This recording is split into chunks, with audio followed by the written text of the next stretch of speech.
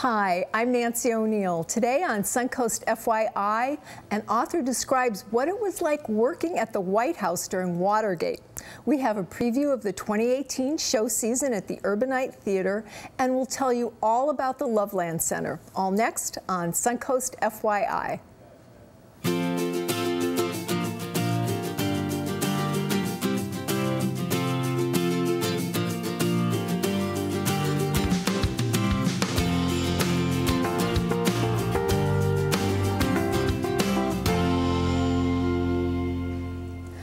During the Watergate scandal, 17-year-old Don Stinson accidentally landed a job at the White House.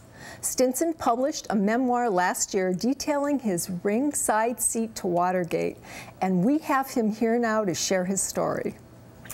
Thanks so much for having You're me today. An icon. I may be a curiosity at this point. Oh my gosh. So how did you accidentally wind up with a job in the Nixon White House at age 17? Well, I have my dad to blame for it. He gave me some advice right before I went to college. And it was, Don, remember they can't eat you. And what he meant by that was go up and introduce yourself to people, ask questions, do those kinds of things. You never know where it'll lead you in life. So when I did that, I ended up in a program that allowed me to go from my junior year of high school to American University before I had graduated from high school. Wow. And then I was looking for a job because back in those days, you could kind of put yourself through college.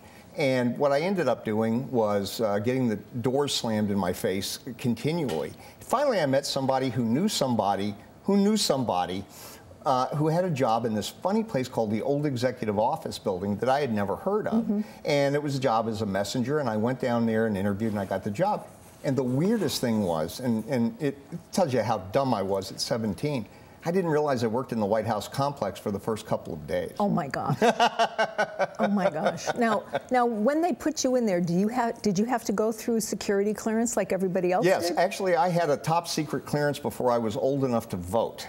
And you didn't know that you were working there? Well, I finally did. I went, they gave me a job. I mean, I just did things like delivered mail and things like that. And I had to go clean out an office for somebody new to move in. And I went into the desk and I opened up the desk and there was some stationery that said the White House, Washington. Wow. And I looked at that and I said, and I went across the hall to a secretary, as they were called in those days. And I said, look at what this guy had. And she said, you know, I guess I need to explain something to you.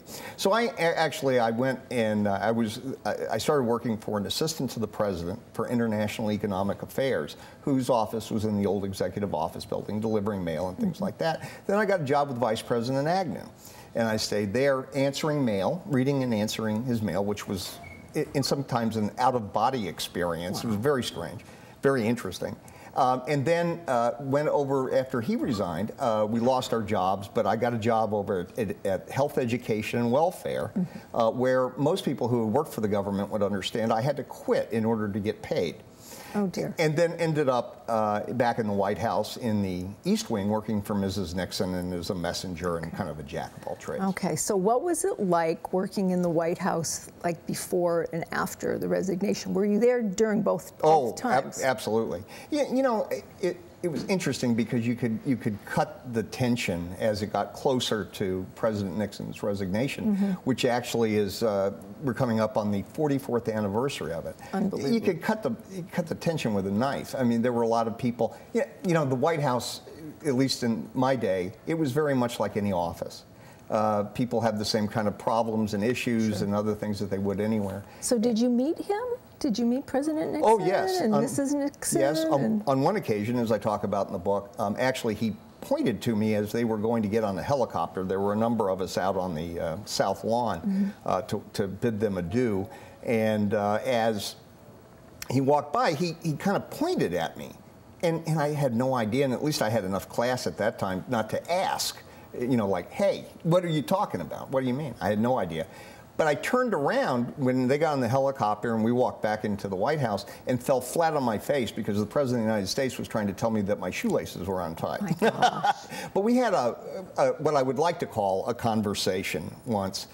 It was, I think, more of an issue that I was the only thing around that had a pulse, and he wanted to talk. But I used to go in to work every day through the West Wing.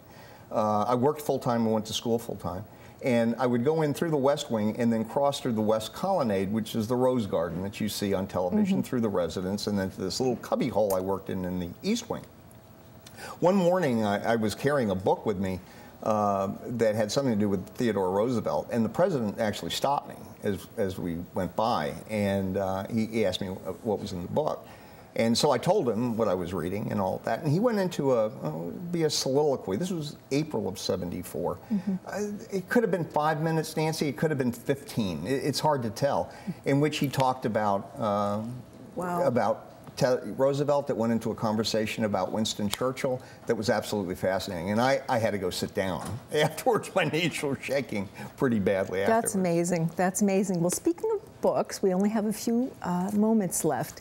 Tell us about your book. Well, what I've tried to do is to take moments that are poignant and mix those with the ones that are just absolutely funny. I was a kid. I was a teenager who did all the kind of dumb things that teenagers do, except I did them on a larger scale at the White House. I spilled water on Frank Sinatra. I did lots of crazy kinds of things. So you got to meet him too. Oh, absolutely. Okay. And they'll find an interesting story towards the end about how President Ford motioned for me to come into the Oval Office, and I had no idea what he wanted, but I decided to go ahead and take a step in, and readers will find out what happened. Okay, great. Well, thank you so much for being here. I wish we had a whole day to talk with you because this is just fascinating, but I'm going to take this home and read it. Wonderful. Thank you. Thank you. Thanks for being here. Coming up after the break, we'll take a look at the Urbanite Theater's 2018 show season.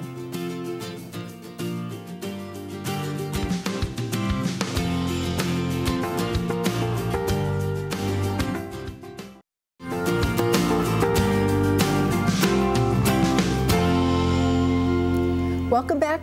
You ran the prompter ahead of me.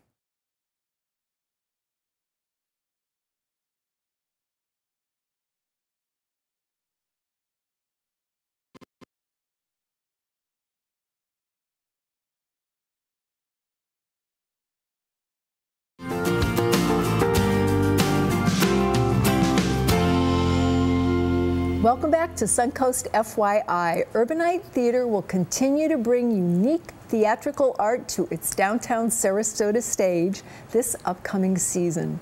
Joining me now is co-artistic director Brandon Reagan to talk about their new show, Wakey Wakey. Yes, it's got a fun title. Fun title for a fun play. Yeah, Wakey Wakey, I remember, yeah. So what can the audience expect from the title? I mean, it's got to be hilarious. Yeah, it's a very funny show. Lots of different kinds of humor. I'd say there's some philosophical humor. There's definitely slapstick. There's, situational irony. But it's a play about sort of an important and I would say meaningful topic, and that's life and death. So it's not all light and frivolous. It's got a meaningful tone, but a lot of fun along the way. Okay, now you had your opening. What did opening night look like? Did the audience enjoy it? Yes, people are leaving having laughed a lot, having cried a little, and most of the time people are leaving saying that they are just thinking differently about this subject, like I said, life and death. I'm being a little vague on purpose about it to not give away any spoilers, but yeah, people are saying that they're leaving feeling differently, which is exactly what we want. That's what you want, right? Now, who are the actors that are participating in this show? Yeah, we have two really great guest actors. The main actor in the show, it's mostly a one-man show for about 3/4 of the show, and our main actor, James Fitzgerald, is on loan to us from the Classic Theater in Pittsburgh Classic Theater. He's a tremendous actor with text and very funny, very capable, and so we're lucky to have him here in Sarasota. I can't wait for more people here to see his performance. And then we also have Brittany Caldwell, who's fresh off of her master's from University of Florida. So we got her straight out of grad school, and we feel lucky to have both of them. Okay, so what's so unique about this particular play and the writing in it? Yeah, Will Eno is a really special writer because not only is he, I think, just one of the most important American writers that we have right now, but he writes about big philosophical ideas in very plain, accessible ways. He keeps it funny and a little bit absurd.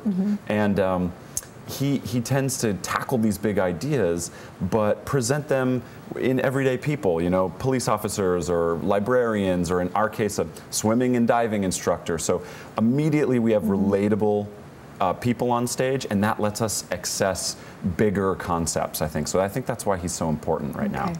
And why did you choose this particular show for summertime?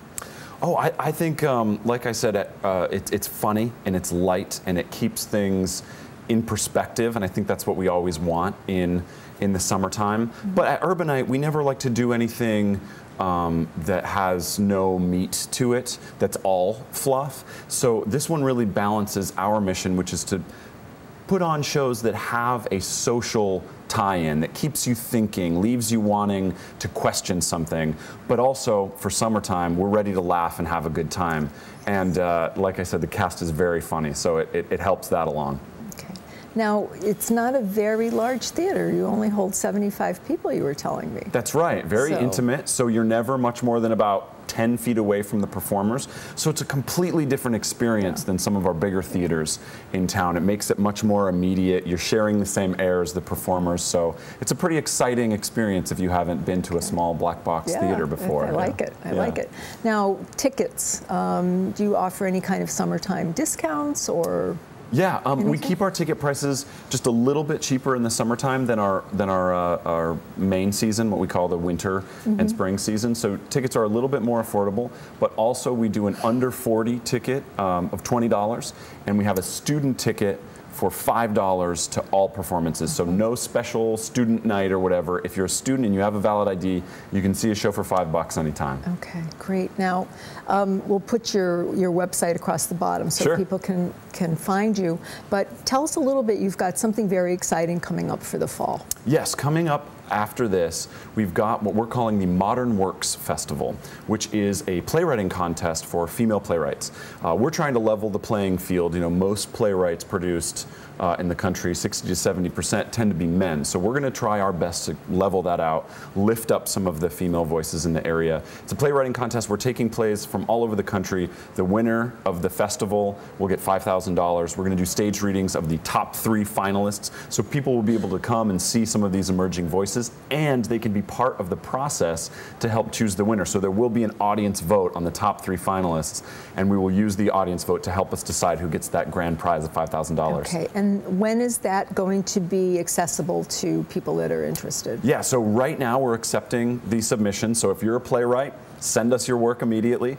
And the actual festival is going to be October 2nd through the 14th. And we'll do stage readings, like I said, the 3 finalists, about 4 performances each. So it'll be a festival atmosphere where you'll want to come a couple of times and see a couple of the new works. I like it. I like it. Yeah. Well, thank you for being here, and I can't wait to see Wakey Wakey. Always a pleasure. Their mission is to help individuals with intellectual and developmental disabilities live their lives to the fullest. Take a look at the Loveland Center with us right after the break.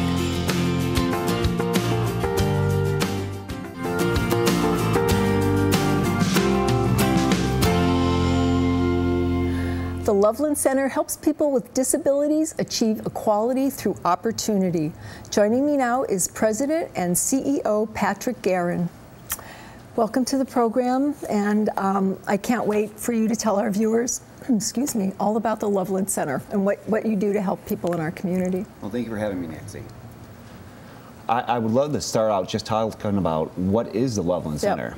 Loveland Center is an agency, a nonprofit agency located out of Venice, Florida. We've been in existence since 1962. Quite a long time. We started out with a group of parents, moms, dads, families, who were really concerned about what type of services their kids were going to have after they got out of school. What was going to happen to them. So they came together and they developed what we now know as the Loveland Center. Okay, now, when you say when their children get out of special... Yes, we work with individuals who have intellectual and developmental disabilities. Okay. So they're concerned as you and I, we might graduate from school and we go on to college and we go to work and we do a lot of different things in our lives. Well, these parents were wondering, okay, my kids need extra support. What's going to happen to them? Okay, so what type of programs do you offer? You know, we offer a wide range of programs. First thing I want to say, though, is all of our programs really rely on our 3 pillars. One is we are trying to work ourselves out of a job. We're trying to help people become as independent as possible. The second thing is we want all of the people that we work with to be recognized as a valuable member of their community. And the third thing is that we want everybody that we work with, regardless of their abilities, to be recognized as an equal. So we do this through a variety of different programs. Okay. Our main program that's located in Venice is our Life Skills Development Program. It's a program where people have the opportunity to come and learn basic life skills. We work on hygiene skills, math skills, money skills. We talk about transportation.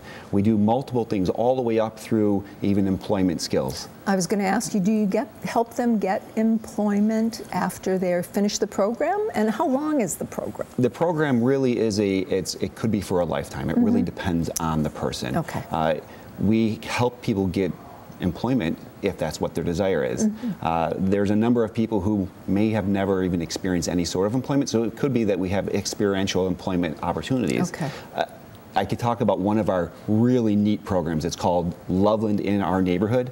It's actually a supported volunteer program, and that program actually helps people go out, get that experience volunteering and giving back to other people, and then also being able to develop a resume because they have now job skills. Wonderful. Now, the visibility in your community here in Sarasota, again, this is the first time I'm coming in contact with your center. So what is it like in Venice, and how is the community? Why is it so important to the population that you serve? Well, a lot of times people with developmental disabilities are almost invisible. They're looked at as people who can't do as much as somebody else. So what we try to do is ensure that they are able to be visible and be able to show what is it that they can do. Again, like I said, we try to take the dis out of disability, and we think about the ability first. So it's important as we're helping people become part of their community that people are able to see them. One thing that we've often talked about is the individuals that we support, they don't think that they're any different than you or I. It's our community at large that looks at a person with a disability as somebody different. So you need to change how that's exactly people right. view people that are a little bit different. That is correct. We are changing our community's viewpoint on how and what can a person with a disability do. Okay. So you've changed your strategy now. It says you have strategic goals. Maybe you've not changed your strategy, but your strategic goals for 2017 through 2020, what do they look like relative to where you've come from?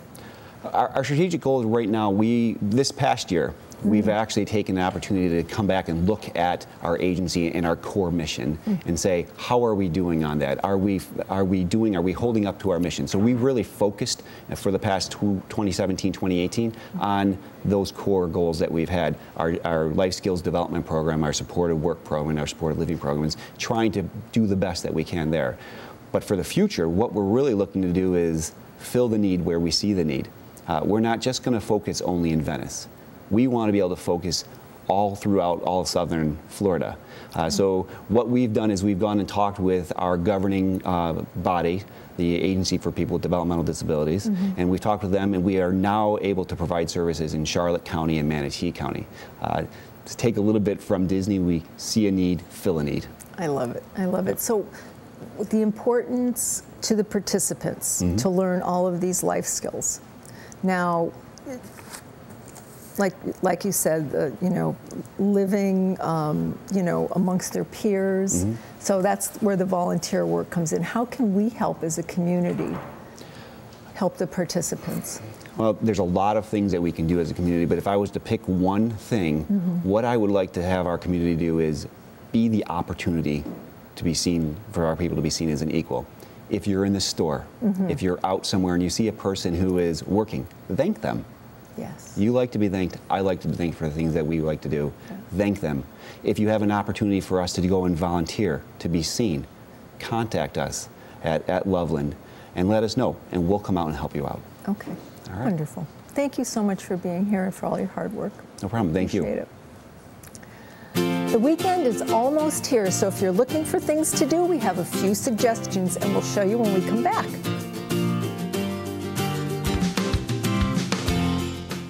Coming up this weekend on the Suncoast, it's the grooviest event of the year, the second annual Woodstock Revival at the downtown Sarasota Farmers Market. The event runs Saturday from 9 a.m. to 2 p.m. And it's Celebrate Venice Day on Saturday, too. The event starts at noon with a free trolley tour of historic Venice Island. For more information, go to venice.gov/home. If you would like to promote your community event on Suncoast FYI, we would love to hear from you. This is a complimentary service. Please call our producer, Robert Pandolfino, at 941-361-4616. To view previous episodes, go to snntv.com under Programming. I'm Nancy O'Neill, and we'll see you next Friday on Suncoast FYI.